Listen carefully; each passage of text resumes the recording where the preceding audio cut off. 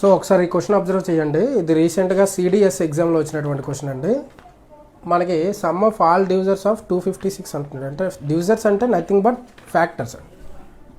డివిజర్స్ అంటే nothing but factors. So 256 factors యొక్క some అంటున్నాడు.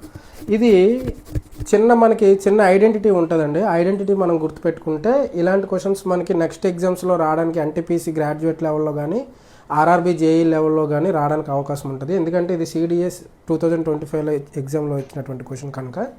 సో మనము సమ్ ఆఫ్ ఫ్యాక్టర్స్ అన్నప్పుడు మనకు తెలుసు దాని యొక్క ప్రైమ్ ఫ్యాక్టరైజేషన్ చేసి దాని పవర్లో అంటే 2 పవర్లో కానీ 3 పవర్లో కానీ ఎంత వస్తే దాన్ని 1 యాడ్ చేసుకొని అదంతా మనం మల్టిప్లికేషన్లో రాసుకున్నట్టయితే కనుక దానికి సమ్ ఆఫ్ ఫ్యాక్టర్స్ తెలుసు.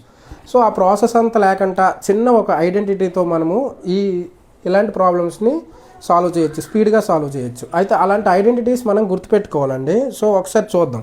మనము 256 అనేది పక్కన పెడదాం. ముందు ఎప్పుడైనా సరే మనకి సమ్ అనేది ఎలా చేస్తామంటే ఫ్యాక్టర్స్ మనం తీసుకున్నప్పుడు 2 పవర్ 0 ప్లస్ 2 పవర్ 1 అంటే మనకి ఎంత వస్తుంది? ఈ వాల్యూ ఎంత అండి? So 2 power 0 anything power of 0 equal to 1. 2 power 1 అంటే మనకి 2. సో ఆన్సర్ 3 అండి. సో దీన్ని బట్టి మనము 3 అండి. సో నెక్స్ట్ మనం ఏంటి చెప్పొచ్చు? ఇంకో సేమ్ ఇదే సిరీస్లో తీసుకుందాం. 2 power 1 plus 2 power 2 equal to ఎంత వస్తుంది మనకి? 1 ప్లస్ 2 ప్లస్ 3 3 ప్లస్ 4 7 వస్తుంది. సో ఇలా వస్తుంది కదా. సో నెక్స్ట్ డిజిట్కి వెళ్ళామనుకోండి. 2 power plus 2 power 1 plus 2 power 2 plus 2 power 3 ఎంత వస్తుంది మనకి? 1 ప్లస్ 2 3 3 ప్లస్ 4 7 7 ప్లస్ 8 7 ప్లస్ 8 ఎంత అండి మనకి? 15. సో మీరు ఒకటి ఇక్కడ అబ్జర్వ్ చేసుకుంటే కనుక మనం ఒక ఐడెంటిటీ ఫాలో అవుతుంది. అది ఏం ఐడెంటిటీ? సో ఇక్కడ మనం ఐడెంటిటీ చెప్పాలనుకుంటే 2 power 0 plus 2 power 1 plus 2 power 2 up to 2 power 1 is equal to 2 power n plus 1 minus 1 అండి.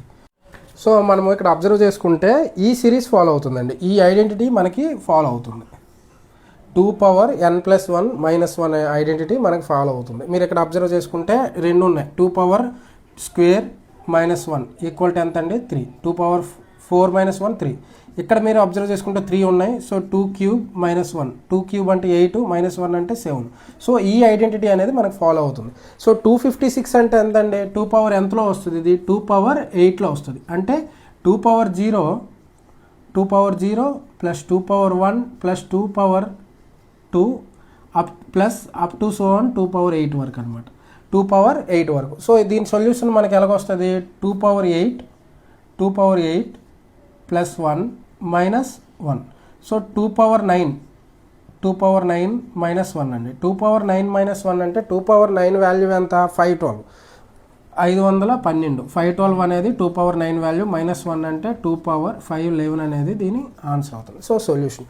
అయితే మనము ఇలాంటి ప్రాబ్లమ్స్లో ఇలాంటి ఐడెంటిటీస్ కానీ మిస్ చేస్తే కనుక మనకి చాలా టైం టేకెన్ ప్రాసెస్. ఎలాగ టైం టేకెన్ అంటే మనము సమ్ ఆఫ్ ఆల్ డివిజర్స్ ఆఫ్ 256 అన్నాడు కాబట్టి దీనికి ప్రైమ్ ఫ్యాక్టరైజేషన్ కడతాము. డివిజర్స్ అంటే నథింగ్ బట్ ఫ్యాక్టర్స్ అండి. సో దీనికి ఫ్యాక్టర్స్ కడతాము. ఫ్యాక్టర్స్ మనం ఏ ఫ్యాక్టర్స్ వచ్చి చూసి దాని పవర్లో ఉన్నటువంటి నెంబర్ ఏమైతే ఉందో దాన్ని ఎడిషన్ ఒకటి యాడ్ చేసుకొని అవన్నీ కూడా మల్టిప్లికేషన్లోకి తీసుకెళ్ళి మనం ఫ్యాక్టర్స్ అనేది ఫైండ్ అవుట్ చేస్తాం. సో అలా కాకుండా సింపుల్గా మనము ఒక ఐడెంటిటీ బిల్డప్ చేసుకుంటే ఇది కూడా ఒక ఐడెంటిటీ ఏనండి. ఇలాంటి ఐడెంటిటీస్ మనం కానీ గుర్తుపెట్టుకున్నట్టయితే ఎగ్జామ్ పాయింట్ ఆఫ్ వ్యూలో ఇలాంటి క్వశ్చన్స్ సింపుల్గా చేయొచ్చు. ఇలాంటి క్వశ్చన్స్కి మనకి ఎగ్జామ్ పాయింట్ ఆఫ్ వ్యూలో ఐడెంటిటీ గుర్తు రాలేదనుకోండి. సో 2 పవర్ 0 నుంచి 2 పవర్ 8 వరకు 2 పవర్స్ అన్నీ క్యాలిక్యులేట్ చేసుకొని ఎడిషన్ చేసుకోవాలి. సో ఇలాంటి టైం టేకన్ ప్రాసెస్ చేయొద్దు. సింపుల్గా ఇలాంటి క్వశ్చన్స్ 2-3 మనకి 5 to 10 క్వశ్చన్స్ ప్రాక్టీస్ చేసినట్టయితే మనకి ఎలాంటి ఐడెంటిటీస్ మనకి గుర్తుంటాయండి. గుర్తున్నప్పుడు ఇలాంటి ప్రాబ్లమ్స్ అనేది ఈజీగా చేయొచ్చు. సో ఇలాంటి మరిన్ని సొల్యూషన్స్ గురించి మా ఛానల్ని వే2 సెలక్షన్ ఛానల్ని ఫాలో చేయండి. అలాగే సబ్స్క్రైబ్ చేసుకోండి. మీ ఫ్రెండ్స్ అందరికీ షేర్ చేయండి.